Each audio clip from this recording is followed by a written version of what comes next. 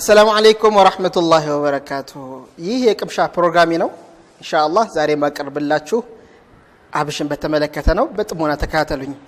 ያ መውላይ ያ መውላይ ያ መውላይ አብሽ እንግዲህ በየቤታችን ልናገኛት የምንችልና በቀላሉ ገበያ ላይ ልናገኛት የምንችል ጥራጥሬ ውስጥ የምትመደብ እህል ናት ግን በምግብነት ብቻ ነው የምትታወቀው ከምግብነት ባለፈ ደግሞ የተለያዩ ለጤና የሚጠቅሙ ንጥረ ነገሮችን እንደያዘች ዛሬ ላስተዋውቃችሁ ተዘጋጅቻለሁ አብሽ እንግዲህ በተለያየ አጋጣሚ በተለያየ መልኩ ልንጠቀማት እንችላለን ግን እስቲ ውስጧ ምን ቢኖራት ነው እዚህ ደረጃ ላይ ደረሰችው እስኪ አንዳንድ ዶክተሮች በሷ ዙሪያ ምን ይላሉ لو يعرفون الناس قيمة حلبة لاشتروه بثمن فضة ይላሉ የአብሽን ጥቅም ሰዎች ቢያውቁ ኖሮ በብር ይሄ ወርቅ ብር የምንለው የለም በሱ ተመን ይገዟት ነበረ በጣም ጥቅም ስላላትና በውድ ዋጋ ይገዟታል ለማለት ፈልገው ማለት ነው በውስጧ ምን ስለያዘች ነው እስኪ እንደዚህ የተባለችበት ምክንያት በውስጧ እንግዲህ ለጤና ጠቃሚ የሆኑ ንጥረ ነገሮችን ይዛል እንደ አይረን ማንጋናይዝ ማግኔዥየም እንደዚህም ደግሞ ኮፐር ቫይታሚን B6 ፕሮቲን ፋይበር የመሳሰሉ ነገሮችን በውስጧ ይዛለች ማለት ነው እንደዚህ በተጨማሪ በጣም ፓወርፉል የሆኑ ንጥረ ነገሮች በውስጧ ይገኛሉ እንደ ኮሊን የሚባሉ ፓወርፉል የሆነ በጣም ኃይል ያለው ንጥረ ነገር በውስጧ ይገኛል ማለት ነው ይሄ ደግሞ ለጤና እጅግ በጣም ለጤናችን እንዲጠበቅልን አስተዋጽኦ ያደርጋል እስቲ ከሚሰጡን የጤና ጥቅሞች መካከል አንዱ የተወሰኑትን እንግለጽ መጀመሪያው ለጡት ለሚያጠቡ እናቶች በከፍተኛ ደረጃ የተሟላ የሆነ የጡት ወተት ለልጅ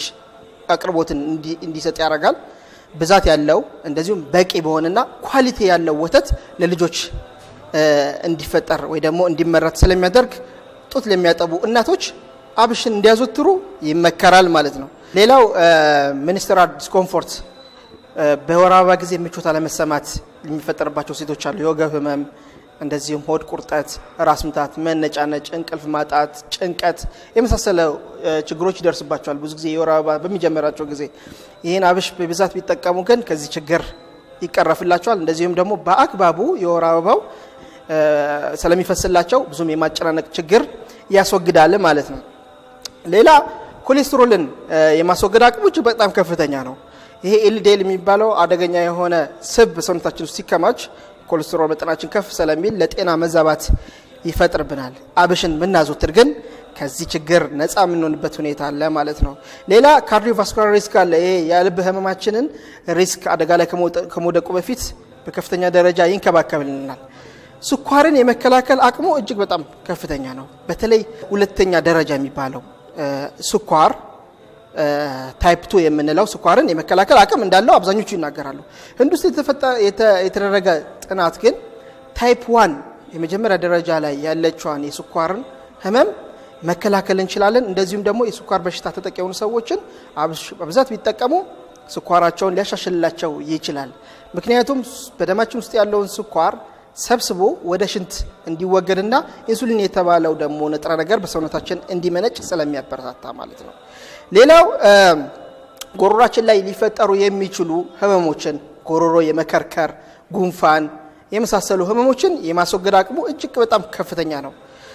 እንደዚህም ደግሞ በተጨማሪ የሆድ የማለስለስ ስራ ስለሚሰራ ድርቀትን ይከላከልልናል የኩላሊታችንም የመከላከል አቅሙ እጅግ በጣም ከፍተኛ ነው ሌላው የትልቁ አንጀት ካንሰርን የተጠቁ ሰዎችን በብዛት አብሽ እንዲጠጡ ይመከራል ማለት ነው በተጨማሪም አፒታይታችንን ወይ ደግሞ የምግብ ፍላጎታችን በሚወርድበት ጊዜ አብሽን ብናዘወትር የምግብ ፍላጎታችንን የመቀስቀስ አቅም አለው ማለት ነው ሌሎች ተጨማሪ ጥቅሞች አሉት እንደ ቁስል የማጥፋት ወይ ደግሞ የሰውነታችን መመረዝ የአንጀታችን ምግብ በሚወርድበት ጊዜ ብዙም ጥሩ ስሜት የማይሰማን ሰዎች አብሽ ብናዘወትር እጅግ በጣም ጠቀሜታ አለው በመልኩ ነው እስኪ አብሽን ምን እንጠቀመው አንዳንድ ጊዜ አብሽ ብዙ ጊዜ የሚታወቀው የተፈጨው ዱቄቱን ማታ ይነሰንሱትና ውሃ ላይ ጧት መጥቶ መጠጣት ብዙ ጊዜ ነገር መጠቀም ብዙ ሰዎች ይፈሩታል ምክንያቱም ሽታ ያመጣብናል ይላሉ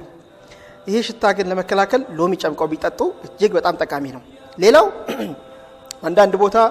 በበዓልና በድግስ ጊዜ የሚዘጋጅ አብሽ አለ ወደ ትግራይ አካባቢ ያንን በጣም ጣዕም ያለውና ጥሩ ነው በተደጋጋሚ ብንወስደው በዚህ መልኩ መጠቀም እንችላለን። በተጨማሪ አንዳንድ ብሔረሰቦች እንደ አደር የመሳሰሉ ደግሞ ከምግብ ጋር ከወጥ ጋር አብሽ ወጥ ብለው የሚሰሩት አለ እሱም በጣም ጠቀሜታ አለው። ዞሮ ዞሮ በእነዚህ መልኩ በምግብ መልኩ ብንጠቀማቸው ንጥረ ነገሩ ሰውነታችን ላይ ስለሚገባ እነዚህን አገልግሎቶችን ልናገኝ እንችላለን። ቻይና ውስጥ ቅጠሉን በሻሂ መልክ ይጠቀሙታል። እኔ ግን አንድ የምጠቁማችሁ ነገር አለ። አንደኛ አንድ ሰው ቁስል ካለበት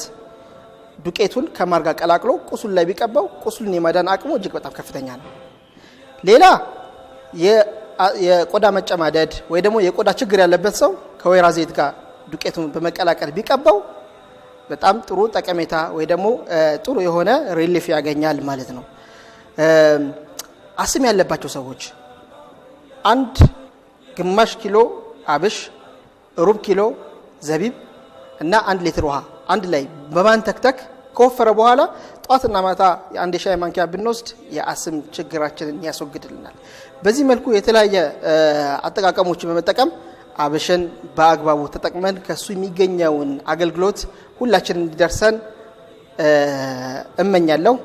ለዛሬ ያዘጋጀሁላችሁ አብሽን በተመለከተ ነው። አብሽን በአግባቡ ተጠቀሙና አገልግሎት እንድታገኙ እመኛለሁ። በሚቀጥለው ሳምንት ሌላ ፕሮግራም ይዤላችሁ እስከምንገናኝ ድረስ እኔ እዚህ ጋር ጨርሻለሁ።